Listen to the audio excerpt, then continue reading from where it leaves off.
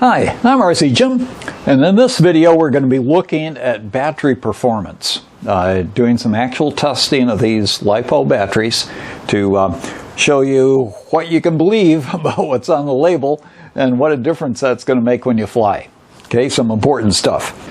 Now there is a story behind my getting into this battery testing and especially testing the capacity. And it basically started when I tried out one of these Lemon RX receivers that has this unit in it that you can plug into between the battery and the ESC. And this thing will detect the current that's going through there. And I thought, boy, that'd be good. I can actually measure current. And it's good for testing things to see whether everything is within sort of normal sort of specs and stuff like that. But it also can be used to see how things are going with regard to draining the battery and how much power we've used and stuff like that. And so I put this into my kind of test plane, my little Duraplane that I like to use for a lot of testing sort of purposes. And so anyway, I started getting some data.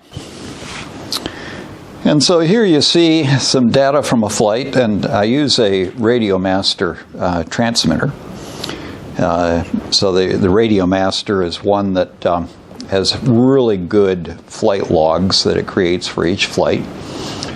And so here I've got, you know, the date and the time and so forth. And some of these things I've added into the spreadsheet, calculated from the information that's there, such as the duration, how far into the flight we are, and so forth. And here we've got the current over here, this column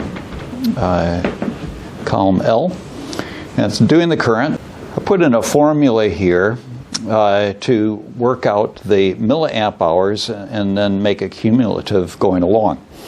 And for those of you that are, you know, budding engineering students and things such as that, you got the L column that has the current in it, and that's in amps. And then this telemetry is recorded every half of a second. So I've got a half second in there. So I got amps and seconds. Well, there's for 1 minute there's 60 seconds, so seconds and seconds cancel out. For 60 minutes, that's 1 hour, so the minutes cancel out. So then we've got amp hours. And for 1 amp, that's 1,000 milliamps. So the amps cancel out, and you end up with milliamp hours. So you break that down, and you got the value from column L times 0.5 divided by 3.6. So 1,000 over 3,600 divided by 3.6. So that's the formula that I've got there, and then just added in the cell above, and then replicated that going down. But the thing is with this, that as we get down to the end of the flight here, and we'll get there eventually, it's recording a lot of data. At the end of the flight, we've only consumed 1,000 milliamp hours. Now, I think I had my 3300 battery in here, but worst case scenario, I had the 2200 battery in there. And here I've used, even if it's the 2200, less than half of its capacity. I've ended up at 3.68 volts per cell, and or 14.73 volts total. And as you look at this little chart that I found online here, that puts us right on the edge of the red line. We're down to about 15%. And I've only consumed less than half of the capacity, way less than half of the capacity of the battery if it was a 3300 that I had in there. But either way, what is going on? So I decided we needed to do some testing. Here's a setup that we've used for our testing. So I've got the airplane tethered in place. I'm going to run it, monitor the amps with time, and it's also going to be recording a flight log, which will show me the amps that the little dongle thingy from Lemon RX is going to provide. I haven't calibrated that, so, you know, whether it ends up being right or not remains to be seen. But we will have the proper reading on the amps from the meter. and we'll compare the two, and I want to see, in similar to flight conditions, how long it's going to last. Because based on the previous flight log with this plane, it seems like it doesn't consume all that much power, but fully depletes the battery. So maybe that this little guy needs to be calibrated. But main thing we want to do is to see what's happening with that battery. So we've got our plane all set up in the radio, and the radio's turned on. We plug in the power, get our little meter positioned properly. Yeah, that's come through nicely. We flick the arming switch down here. Okay.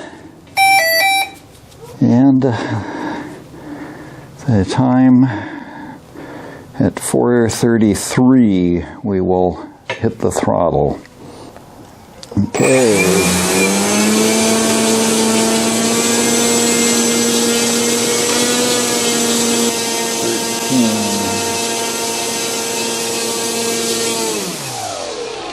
Okay, and we will let the voltage stabilize. We've gone 1 minute 9 seconds over my normal flight time, but I was watching it to make sure we didn't get below 3.5 volts. And right now the transmitter is showing 3.7 volts at 18%. Well, the results of our test are a bit disturbing. Okay, this is the data that I wrote down during the test. Every 30 seconds I wrote down the voltage and the amperage. And then I also checked on the flight log. On the flight log, the average amperage was 11.9. That's an arithmetic average for every half second. And then the average of these numbers here is 13.5. So it just indicates that the calibration hasn't been done yet, which I mentioned before. But working out the time that it was operating, 4 minutes 38 seconds, at those average amperages, you've got either 919 milliamp hours or 1043. So, you know, something in the vicinity of 1,000 milliamp hours, but it's a 3,300 milliamp hour battery. Now, according to the charts, 14.95 volts is the resting voltage at the end. It should be 22.5% of capacity. So if you figure 77.5% of capacity times 3,300 milliamp hours, it should be 2,557. You know, so this is the amount used, that's the amount that's left. So the amount that's used, these numbers here should be up around the 2,500 figure, not around the 1,000 figure. You know, we're getting way, way less than half of what the thing should deliver. So I'm a bit concerned. Not sure exactly what's happening with it. You will note that this battery is a Yume battery. It's in good shape. There's no swelling, no puffing of any sort. I don't have the date written on this particular one, but it might be a year old or, you know, something like that. No reason why it shouldn't be performing. And just checking the resting voltage now. Well, now it's saying 42%, 15.3 volts. That'll make a difference. Having gotten started on the testing, I thought I really ought to be calibrating things just to make sure that the numbers that are getting were reasonable. So I went through calibrating the ammeter, the watt meter, the telemetry in the radio, and got to where I was pretty confident that the numbers that I was getting were pretty reasonable. Okay, we're getting ready to do another test on a Duraplane here. Again, we got the Yume 4S 3300 battery in there.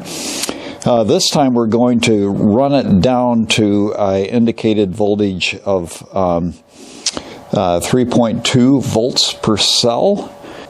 And we're going to try to run it at about 15 amps. plane selected in the transmitter. We will now arm our system.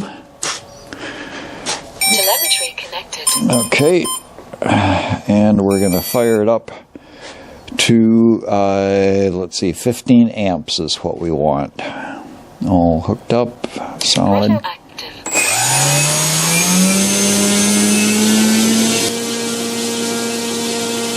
Okay, I'm noticing significant deterioration right now. Got full throttle, still not able to deliver to the 15 amps. So I think that's a pretty good indication that we'll stop. Pressure cut.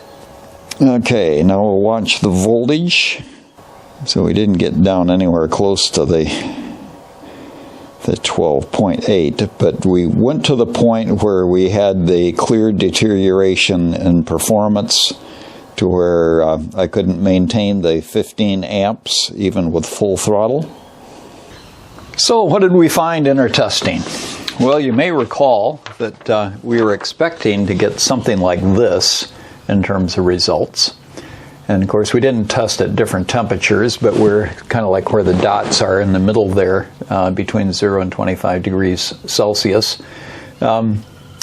And those are nice, pretty lines, but that's more like, well, that is what we got for one particular one. That's the Yume 4S 3300 milliamp hour battery.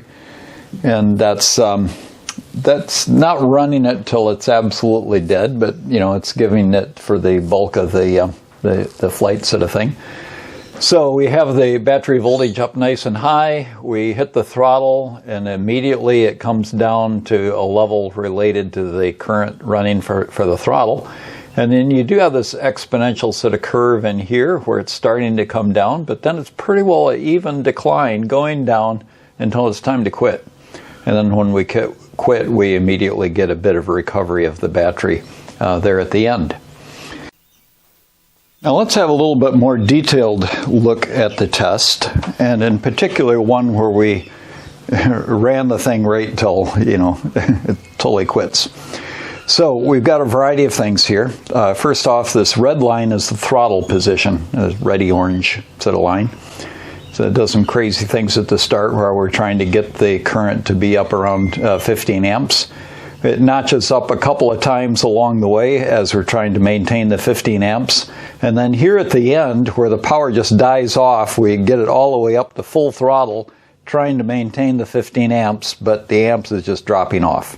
And the green line here is the amps, similar to the blue that you saw in the previous one. So similar to the other one, bit of a drop as you initially get started. These glitches in here are related to changing the throttle position to try and get it back around 15 amps and so forth.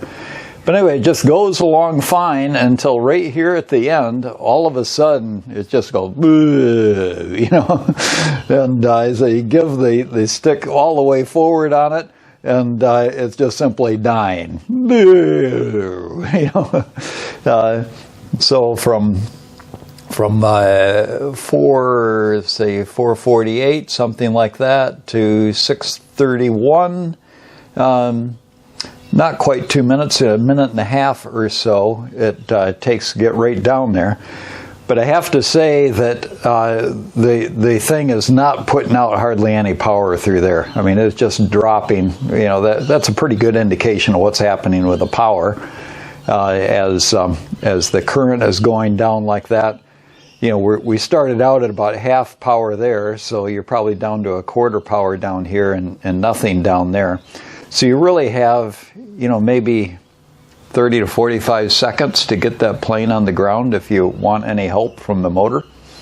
So not particularly a wise thing to do, to wait until the thing totally decides to quit. But the interesting thing is that with that, the voltage that it recovered at, let's see, A3 volts, okay? Look at the voltage here. The blue line is the voltage. It's gradually, you know, coming down, but it actually maintains that voltage. The current is what's really dropping, and the voltage pretty well stays there. And then, of course, when they turn it off, we get a tiny bit of a recovery. But this is staying there within the range of what they say is acceptable voltage as far as not doing damage to the battery. You're supposed to keep it up above 3.2 volts per cell, and we are here at, it's hard to read to say exactly what that is. This is 10 down here, but say about 12 something. So anyway, I think it was something like 3.4 volts per cell. I've got it written down somewhere. But what we don't see is this happening. We don't see that voltage dropping right off. We see the current dropping off, but the voltage, we don't see that. Although I guess, well, let's see, we're down here around this area in here someplace. So, according to this, you should be seeing a great big drop in the voltage.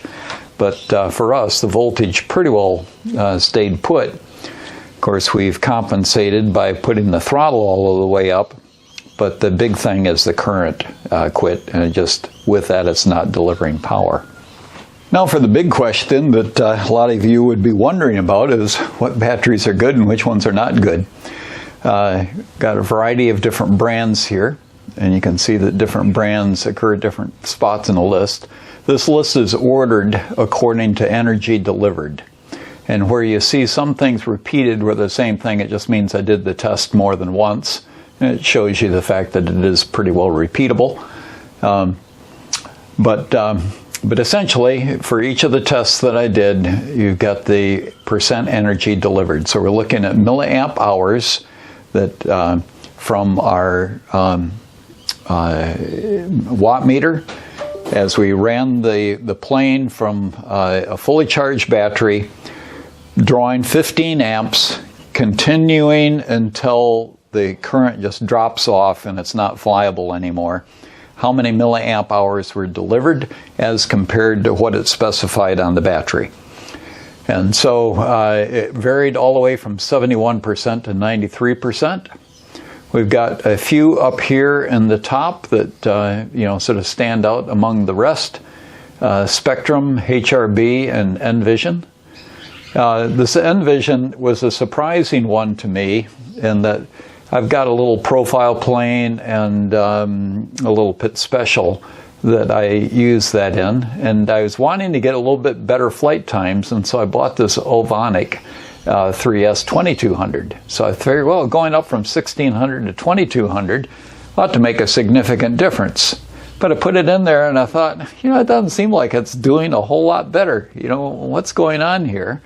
And you can see that in terms of what was delivered, 1481 as compared to 1560, that's not much of an increase for having gone from 1600 to 2200 and going from 30C to 35C. Going from the actual best efficiency to the worst efficiency in terms of delivery. HRB, I've always been impressed with them, and they came up right up near the top, and so that's very good.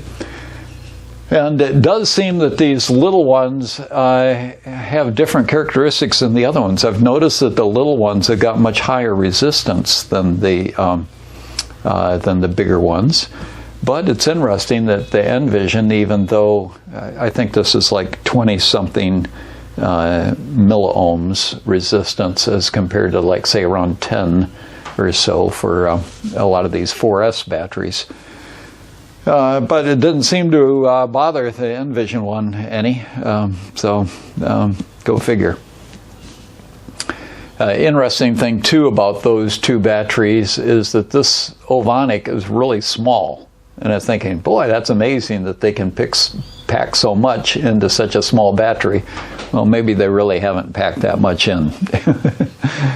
But with all of this, the thing that really stumps me is how that so many of these batteries can have such poor delivery. You would think that battery efficiency, shouldn't you get within 10% or something like that? And then really what they specify on the battery, the milliamp hours over here, should that not be the actual practical delivery that it can do? That if you actually use the thing as specified and you run it until it has to quit, shouldn't that be the number that's here instead of these numbers that are there? You know, so some interesting questions along the way. So what is our takeaway from all of this?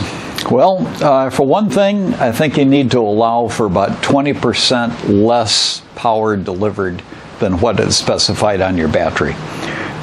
Some of them might be pretty close, but you know, not all of them.